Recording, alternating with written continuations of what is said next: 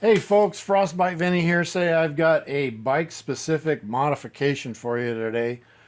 Something I've been working on for a while. I bought this. This is a 1988 KLR 250, which I bought for $400 about a year ago or so, year and change. What I've got going on here is the rear monoshock on this bike. This one here is absolute junk. It's a pogo stick. It's not rebuildable, and it's just trash. So that's going in the garbage bin. So the modifications you can do to this bike, there are some expensive options. You can buy a, I'm trying to remember the name of the company.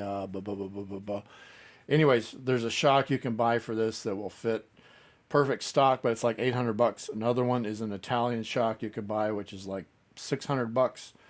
I'm trying to flip this bike and get it rideable. So my option, the third option is a KLR 650 shock, which this is right here.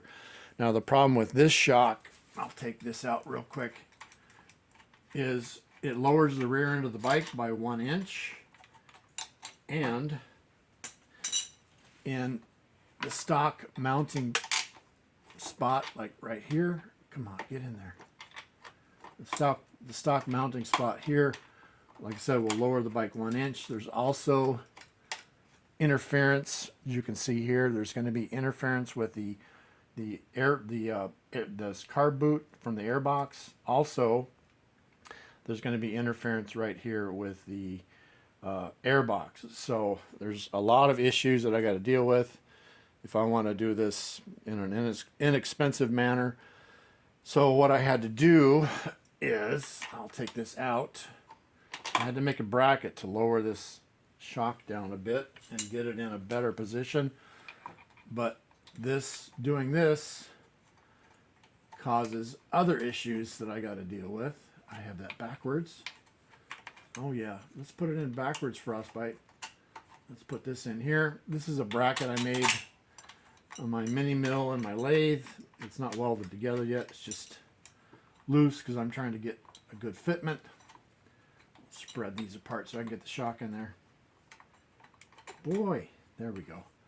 So the problem is when I have it in this position, if I have it too far to the left, it impacts the swing arm. Maybe you can see that there. I don't know. And if I have it too far forward, the spring impacts the motor.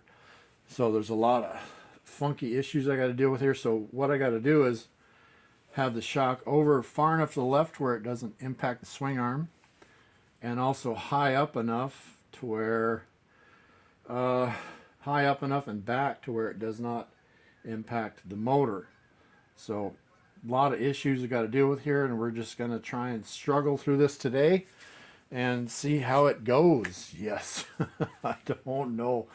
I want this bike out of my garage because I've got two other bikes I need to work on, and just need it gone. But let's get moving on that, shall we? Okie dokie.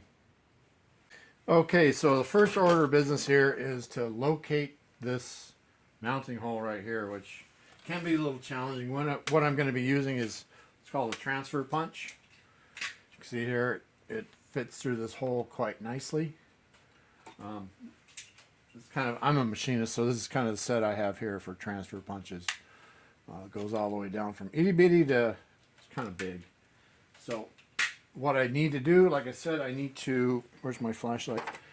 I need to position it so that there's clearance in the back of the motor. I'm not going to show you that because it'd be just too hard to get the camera in there and see it.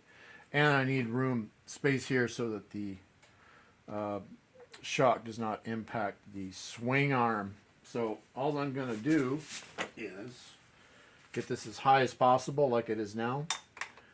Stick my transfer punch in that itty bitty hole there and pull the shock over, just so I need to put a little tension on there. Give it a little tap tap, tap tap tap, and let's see if that left a mark. Put my transfer punch away. Let's see if it left a mark. Hopefully. Cross your fingers. Let's pull this bracket out here. Pull the bolt out. The bracket out. Did it leave a mark? Yes, it did. You can see right there it left a mark. So I know that's my position for the for the bracket. And what I'm going to do is I line bore these. Now I'm going to line bore this as well.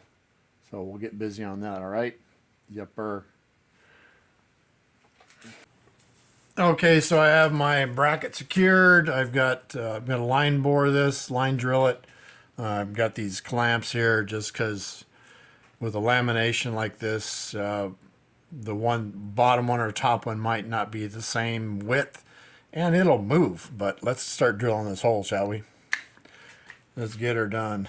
On my little mini mill, I got everything locked.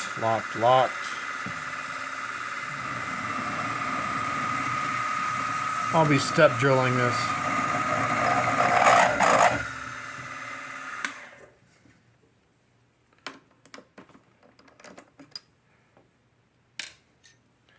Quarter-inch drill.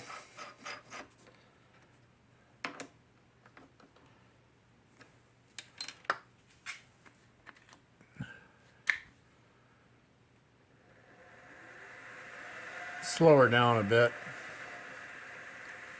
A little lube doesn't hurt.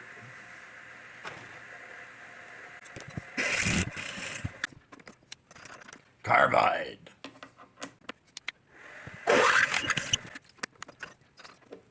I don't have a very powerful mill, so I got to step it up. Otherwise, I'd go straight through.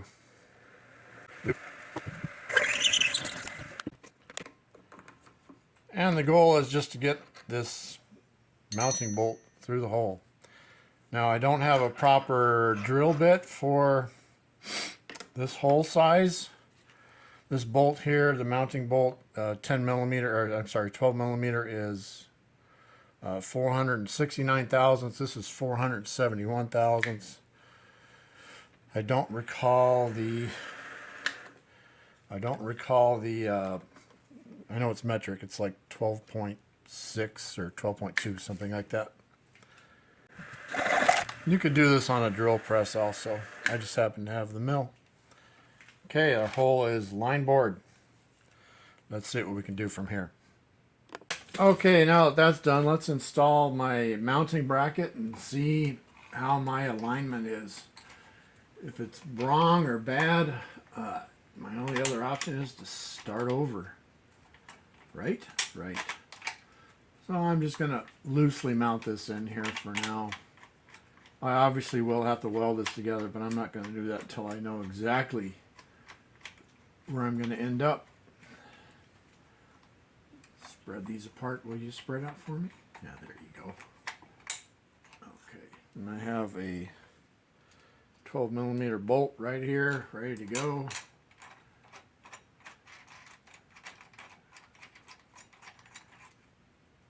Snug that just finger tight. Okay, so let's see if we have clearance on the bottom of the motor. I know you can't see this. I do, about 1/8 of an inch. Now as far as this does move a little bit, there's some wiggle room in the bottom pin. So it's kind of hard to find that sweet spot, but that looks pretty good right there. It looks like if I have this all the way over, I'll just have to put spacers here, washers or whatever, make a spacer here so that that'll fit tight. So now that this is done, the next thing to do is to fit the subframe and see how that looks. As you can see here, I don't, let me tighten this down just out of curiosity. I don't have any wiggle room really on the for going up and down. That's maxed out, and it's probably as far back as I can safely go without impacting the motor. So kind of touchy, but let's install the let's install maybe the wheel and the rear subframe, see how that all goes. Alrighty then, I've got the subframe on. went on with no issues, except for whatever reason I'm missing a nut. But now we can see with the KLR 650 shock, you can see how, maybe you can't see how tight it is in there. It's hitting the airbox just barely, maybe. See if I can get a flashlight in there so we can see. Probably not. Do have room for the for the airbox boot to the carb. There's no interference there. Man, it is just a tight fit. But I think we're ready to go. Just gotta tighten everything up, and got my wheel, rear wheel. I've been cleaning that up. Man, the guy that I bought this from, he just left it filthy, just absolutely filthy, kind of ridiculous. But got to get everything together, and the next thing is to hopefully start it up and ride it. I mean, that's put it all back together, start it up, ride it, and see how that goes. I will be trying to post dimensions for no, I guess I'm not going to post dimensions for that bracket. It's kind of a booger. I'm thinking that the videos I've seen, the earlier KLR 650 shocks, are a little bit different. I'll post some pictures of what I found online, and it doesn't look really anything like this. It's quite different. But anyways, I'm gonna leave that here. I'm gonna wrap it up just as it is, and I will have a ride video coming up soon, I hope, because got to do that. Yep. Gosh dang, I got other bikes I got to work on here. Got the TW 200 and the KTM 690. Yikes. And I got another TW in the basement in boxes, and I got a Bandit 1250 I got to work on too. So, all right, thanks for watching. I hope that was helpful, informative. Maybe not, because it's kind of a bike-specific video. Kind of weird, whatever. So, thanks for watching. Frostbite out.